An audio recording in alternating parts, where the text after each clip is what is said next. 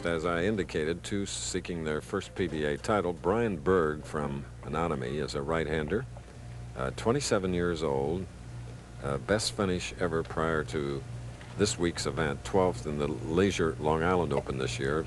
First national telecast. Is at a regional, but now here's his shot. Wayne Webb is his roommate, and he said, here is one of the great prospects of them all.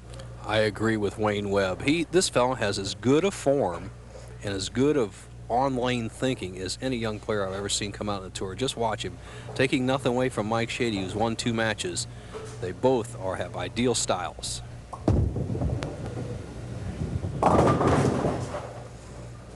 So, Mike getting off a little shaky here, leaving a 2.58 on the right lane. And speed control is so important on the Pro Bowlers Tour. You'll see the same trajectory that we've seen come back and strike in earlier matches, but he throws it a little bit harder in this semifinal match to open up. The ball slides by the head pin, a difficult spare to start with. The 2, 5, and 8. Got to avoid the chop and still carry the 8 pin.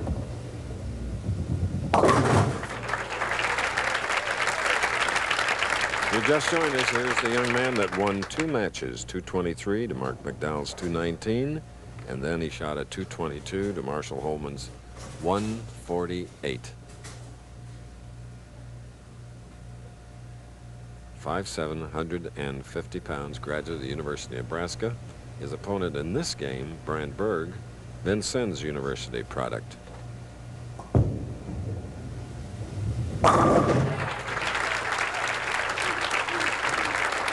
All right, Brian Berg now with huge span in his hands.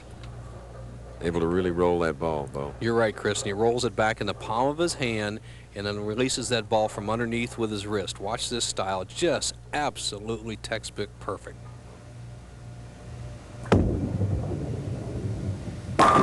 Good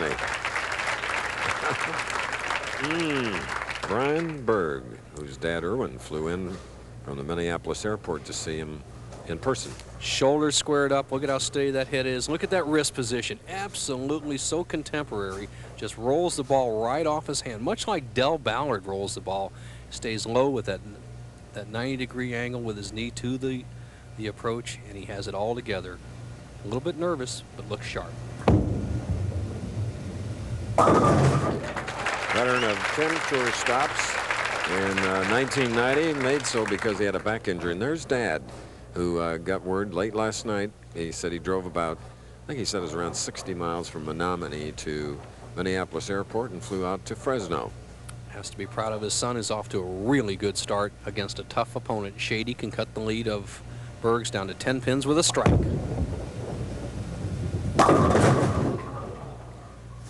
Leaving a 4-pin on the right lane. See the equity in the PBA lane maintenance system on the lanes. You see Brian Berg playing almost down the center. Once again, the 4-pin just left by Shady on the right lane. Berg playing down the center of the lane, the track area between the second and third arrows. Shady opting for the outside line, swinging the ball wide around the first arrow and out to the last board. Both players are getting it done, as you see Shady's route to the top 5. Remember, our tournament leader is a left-hander named John Mazza of Mount Clemens, Michigan. First of 8 stops, summer, spring, here on ABC Sports. Bowlers Tour travels to the south of Texas. Here's a man that traveled the Professional Bowlers Tour for many years. We enjoyed it. Bill Bunetta, PBA Hall of Famer, great champion, Nelson. You did, and he used to work for AMF, and I did my first bowling exhibition with Bill Bunetta. Great guy. All right, now that double by Mike Shady has brought him within 9 pins of the lead. Shady has really shown no preference for either lane today. He's hit 23 as well as 24, where all of his opponents have struggled on lane 23. Needs this strike here in the 8th frame to take the lead for the first time in this semifinal match. Neither player has ever bowled a championship game. Crossing over and leaving the 6-10. One thing Mike Shady can learn from this championship round, win or lose, is the major mistake he does make is at the top of his backswing. He gets that ball back in position and either goes over the top of it with his right shoulder moving too quickly where he gets the pull shot, or stays too far inside out and pushes it to the right, almost dumping it in the ditch a couple of times. So a little more groove at the top of the swing. Shady will be there for a long time. Okay, bro. Mike Shady, whom Nelson was talking, won 2 matches, 223 to McDowell's 219, 222 to Marshall Holman's 148. See if Brian Berg can close the door. He started off very quickly with 3 in a row, has struggled the last 4 frames, has 11-pin lead.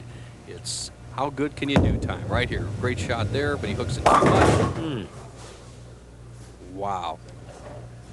139. 2 inexperienced players. It's showing at the end of the match right here.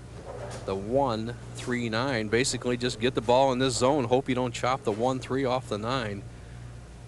Actually just shoot for the pocket. It's a strike shot. Hopefully you'll carry out the 9.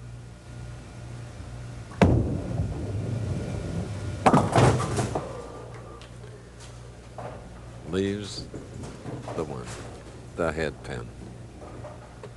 What was your college bowling experience and how did it affect your decision to turn pro? That's the question we asked Brian. All right, I went to Vincennes University. They have a bowling lanes management program there. I didn't make their college bowling team. I missed the tryouts, but I did get involved in the bowling business, and with that knowledge over the years, it's gotten me where I want to be out here on the Pro Tour. All right, learning a lot here today. Close match, 3 pins. You're right, Chris. He is learning, and I think one thing he's learning right now is he's playing the wrong line on his championship pair. He was playing inside with a nice soft speed. He got away with that the first 3 frames of the match, but now has struggled high, light, and it looks like Shady has the edge as he'll be coming up in the 9th. That's a spare in the 9th frame for Brian Berg, Menominee, Wisconsin. From Ripon, Wisconsin, Mike Shady. Shady going at a 2:05 pace, Berg at a 2:02 pace. 9th frame for Shady. All right. Strike in the 9th, a big one. Heard Shady's ball hitting the thumb hole in the last 3 or 4 rolls, and that's really a reflection of his release and the type of ball he's using. There's 2 basic types of ball used on the Pro Bowlers Tour. A ball that is made of 2 pieces and one of 3 pieces. He's using a 2-piece ball, makes the ball roll closer to the thumb hole, and right now he'd like to have it roll close to the pocket as he can shut out Berg with strikes in the first ball in the 10th and the 2nd. Anything less, he can still lose.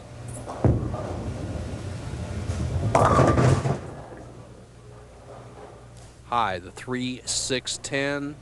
Very difficult spare in this situation. He needs a spare to maintain the lead. A spare in 7, we'd be on a course for a tie match. But Brian Berg, who is looking away, concentrating on his own game, will determine his own fate.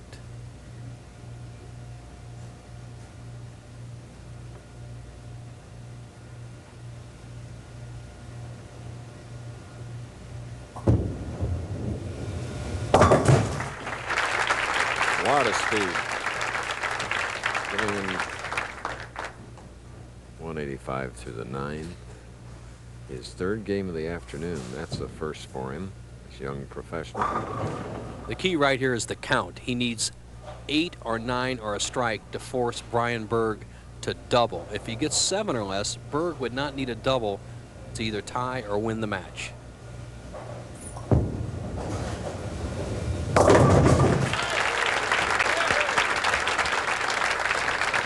The battler from Ripon, Wisconsin, Mike Shady, shooting a 205.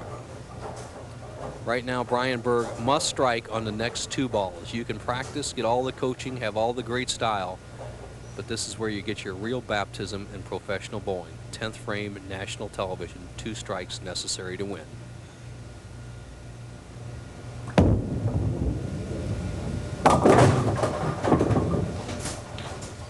Nope. Disappointment for Brian, his father having flown in to watch him up close. Shady realizes he's going to bowl for the championship. Brian Berg will learn as his dad looks on that he just played the wrong line today on the championship bowl pair. He bowled well, but he struggled. Because after all, he was our second seed in our tournament today, and this young man has won 3. We'll return after this message and a word from your local ABC station.